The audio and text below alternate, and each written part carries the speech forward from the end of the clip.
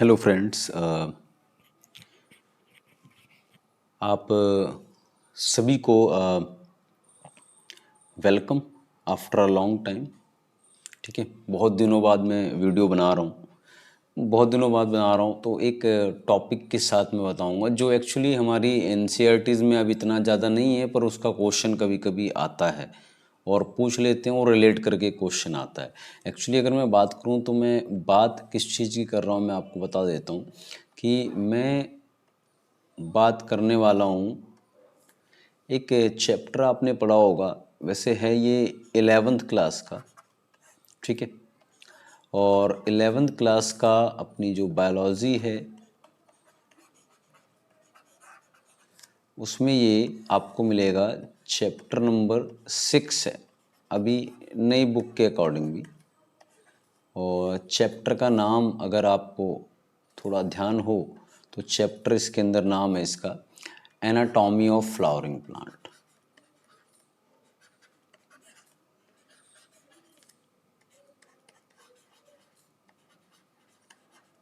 Okay, anatomy of flowering plants basically हम इसको बोल देते हैं।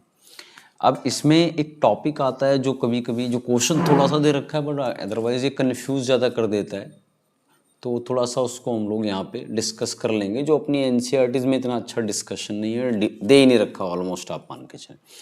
जैसे मैं आपको बता दूं कि किस बारे में बात कर रहा हूँ। देखो, हम सबको एक बात पता है कि जब भी कभी एनाटॉमी की बात होगी, when we talk about anatomy, तो एनाटॉमी में हम क्या चीज़ पढ़ते हैं कि सर एनाटॉमी में हम लोग बात करते हैं प्लांट की लेयर्स की। तो हम किस चीज़ की एनाटॉमी पढ़ेंगे, क्या क्या चीज़ें इसके अंदर पढ़ेंगे एनाटॉमी में। तो एनाटॉमी में हम क्या पढ़ते हैं सर, प्लांट में रूट्स के बारे में थोड़ा पढ़ेंगे। ठीक है, प्लांट्स में स्टेम के बारे में पढ़ेंगे, प्लांट्स में लीव्स के बारे में पढ़ते हैं, है ना। यही एनाटॉमी आप इसके अंदर इसको पढ़ते हैं। इनके अब डिफरेंट डिफरेंट पार्ट्स की बात करते हैं।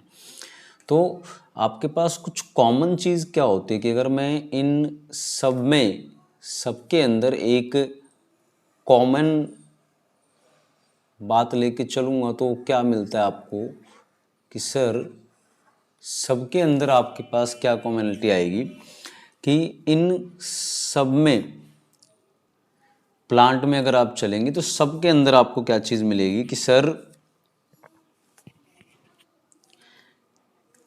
एनाटॉमी में सबसे बाहर की लेयर, फिर उसके बाद आप उसके बाद इसके अंदर आ जाइए कि सेकंड लेयर, थर्ड लेयर, ऐसे फोर्थ लेयर। ठीक है, उसके अलावा फिर और भी लेयर्स आएंगी कुछ। ठीक, फिर अंदर बिल्कुल आपके पास एक जाइलम और फ्लोएम के बंडल मिलते हैं, और जो बीच में स्पेस आता है एट द एंड सबसे अंदर खाली जगह को पिथ या ल्यूमेन बोलते हैं। तो मैं अगर इसको थोड़ा सा नेमिंग कर दूं तो ये बाहर की लेयर को क्या बोलते हैं सर, एपिडर्मिस।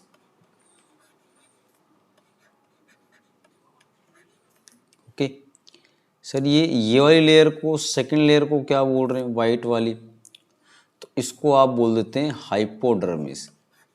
हालांकि ये आपने पढ़ा होगा ये सिर्फ फीचर किसका होता है, स्टेम का होता है। फिर इससे अगली लेयर आप इसको क्या बोलते हैं सर, कॉर्टिकल रीजन। फिर ये वाली लेयर को एंडोडर्मिस।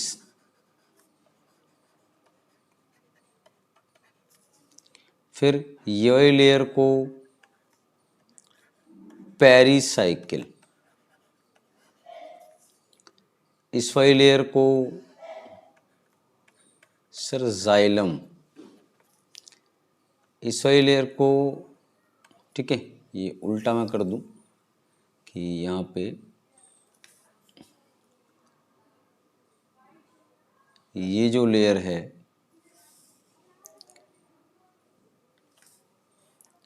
इसको फ्लोएम बाहर वाली को, अंदर वाली को जाइलम।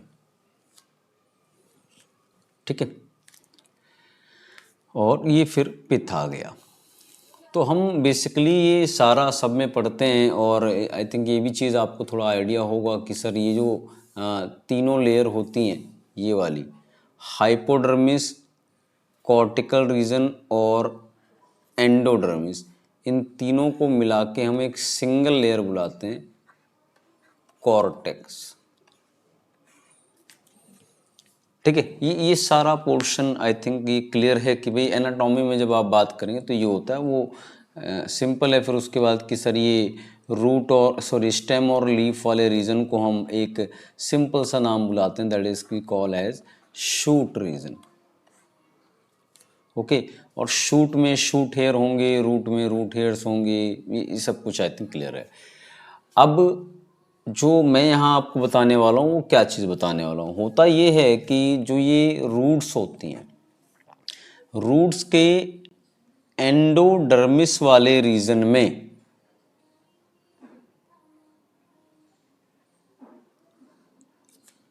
कुछ स्पेशल चीज़ें होती हैं। ठीक है, रूट्स के एंडोडर्मिस वाले रीजन में कुछ स्पेशलिटी हमें देखने को मिलती, क्या मिलती उसको जरा हम लोग समझते हैं। ठीक है, वो स्पेशलिटी आखिर है क्या। तो मैं क्या कह रहा हूँ कि भाई आपके पास एपिडर्मिस है, सब कुछ है, फाइनली मैंने मान लो यहाँ पे एंडोडर्मिस रीजन को दिखा रहा हूँ। ये मान लो मैंने कहा कि ये रीजन अपना हो गया एंडोडर्मिस का पोर्शन। ठीक है, एंडोडर्मिस के पोर्शन में होता क्या है कि इसके पास भाई रीजन है तो सेल से बना होगा।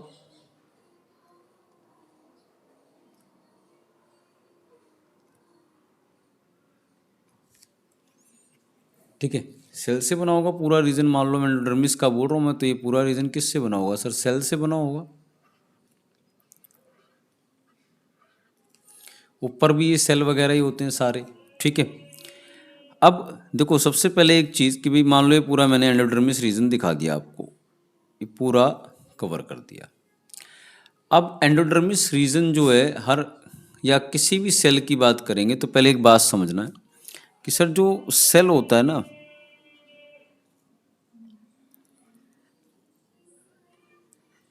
ये सेल्स के बीच में स्पेस है, क्या बोलेंगे? Inter cellular space.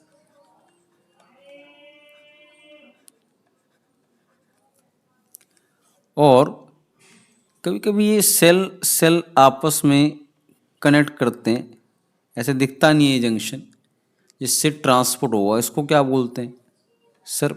प्लाज्मोडेस्माटा।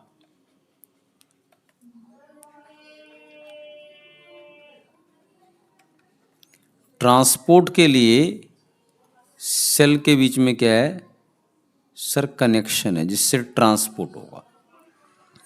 ठीक है, अब देखो एक बात समझना कि भाई मान लो ये मैं पूरा पोर्शन ये मैं बता रहा हूं कि ये हम रूट्स की बात कर रहे हैं।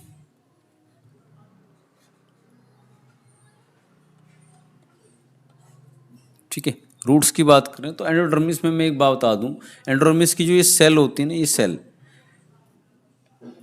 ये सेल होती है बैरल शेप की।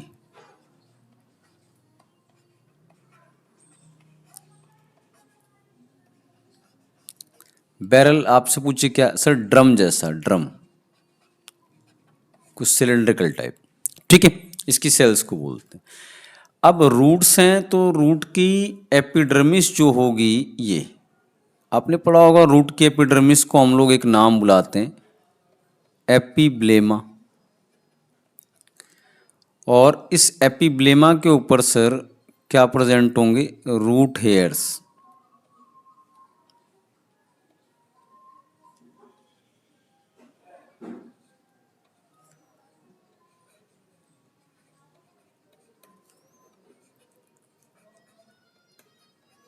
ठीक है, ये यूनिसेलुलर होते हैं और ये मल्टी लेयर्ड होती है। कंफ्यूज मत करना, मल्टी लेयर्ड और यूनिसेलुलर अलग बात है। अब देखो आपको पता है रूट के ऊपर हेयर्स हैं, तो इन हेयर्स का क्या रोल होगा सर? सर जो वाटर और मिनरल्स हैं वो इन्हीं रूट हेयर के थ्रू एब्जॉर्ब होंगे और फाइनली ये ऐसे ट्रैवल करता हुआ वाटर अल्टीमेटली कहाँ जाने वाला है सर? जाइलम के अंदर, और वहाँ से प्लांट में पूरे पार्ट में ट्रांसपोर्ट होगा, रूट एब्जॉर्ब करेंगे तो। अब जो ये वाटर की मूवमेंट होती है, ये वाटर जो मूव कर रहा है कहाँ से कहाँ सर? ये पूरा आउटर रूट हेयर से लेकर जाइलम तक, जिससे एब्जॉर्ब होगा और फिर जाइलम की पाइपें इसे ऊपर पहुंचा देंगी। अब इसमें जो कंडीशन है आपको ध्यान क्या रखनी है कि सर यहाँ थोड़ा सा एंडोडर्मिस के बारे में पढ़ेंगे, रूट में, शूट में ऐसा कुछ नहीं होता। क्या पढ़ेंगे जरा इसको समझ लेते हैं कि सर देखो, मान लो मैं ऐसे दिखा दूं, ऐसे पाथवे सा दिखा देता हूँ, ठीक है, और यहाँ बीच बीच में मैं ऐसे सेल वगैरह दिखा देता हूँ।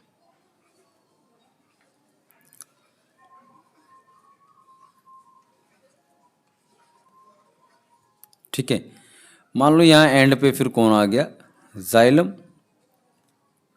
और यहाँ ये आपका रूट हेयर्स थे, और यहाँ कहीं इससे चल के आ रहा था एब्जॉर्ब होके वाटर सॉइल से। और मान लो मैं ऐसे दिखा रहा हूँ कि ये रीजन इतना सा एपिडर्मिस है रूट की, एपिब्लेमा जिसको बोल रहे हैं। फिर ये रीजन मान लो आ गया आपका कुछ कॉर्टेक्स वगैरह का, हाइपोडर्मिस वगैरह। फिर मान लो ये रीजन आ गया आपका एंडोडर्मिस का।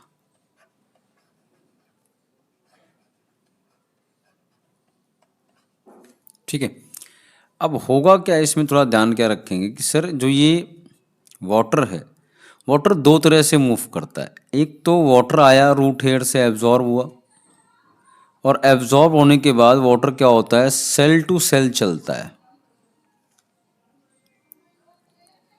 और वो पहुंचता है किसके पास? जाइलम के पास। सर एक कंडीशन और होती है कि सर वाटर आया, रूट ने एब्जॉर्ब किया, और वाटर की फिर आपको दिखेगा कि वाटर सर सेल के अंदर नहीं जा रहा, ये इंटरसेलुलर स्पेस के थ्रू जा रहा है, सेल के अंदर नहीं एंटर हुआ, और ये पहुंचा जाइलम के पास। ठीक है, दो तरह की मूवमेंट है वाटर की। तो याद ये रखना कि सर जो ये इंटरसेलुलर स्पेस के थ्रू चल रहा है ये वाला, इसको बोलते हैं वाटर की एपोप्लास्ट या एपोप्लास्टिक मूवमेंट।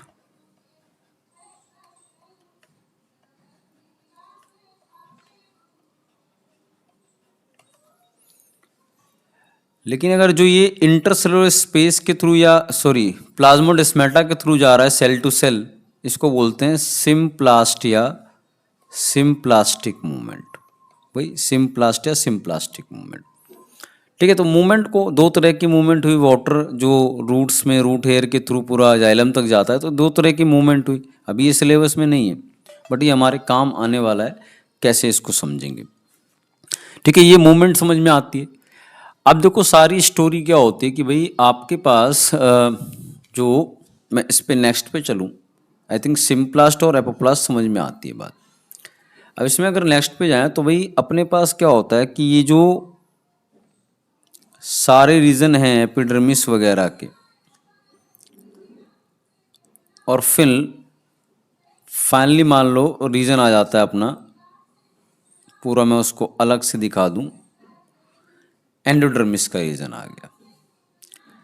तो यहाँ पे ध्यान क्या रखेंगे कि सर यहाँ जो इनकी सेल्स वगैरह हैं,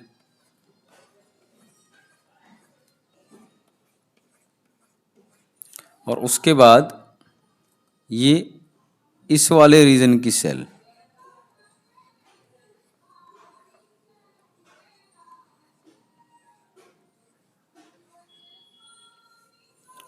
तो ये जो पूरा रीजन है अपने पास, ये तो हो गया वो एपिडर्मिस, कॉर्टेक्स, ये सब।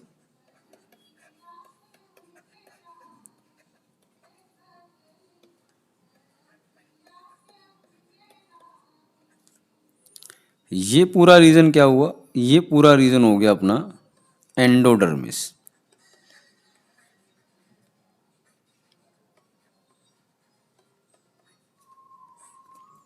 ठीक है, एंडोडर्मिस का रीजन हो गया ये।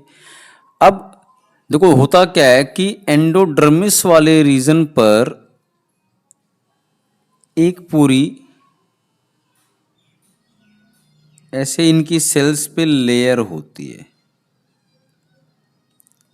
सेल्स के ऊपर, और जहां जहां इंटरसेलुलर स्पेस है वहां ये लेयर काफी थिक होती है।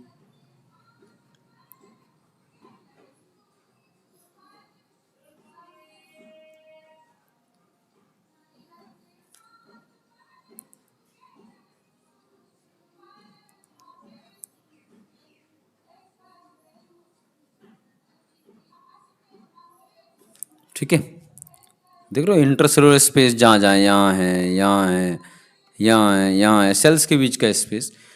तो ये जो लेयर आती है पूरी पतली सी पट्टी सी होती है, इसको बोलते हैं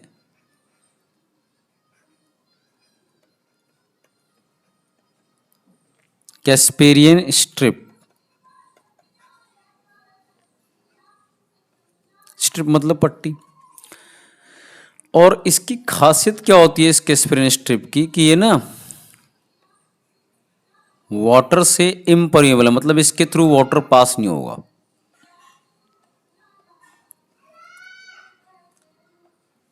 इम्परमेबल फॉर वाटर, कि सर वाटर इसके थ्रू पास नहीं करेगा, अलाउ नहीं करेगा वाटर को, मतलब वाटर इसको पेनिट्रेट करके बाहर नहीं जा सकता। अच्छा, अब इसमें क्या होता है फिर कि सर मान लो यहां से वाटर एंटर हुआ और सपोज वो ऐसे सेल टू सेल चल रहा है या इंटरसेलुलर स्पेस के थ्रू चल रहा है।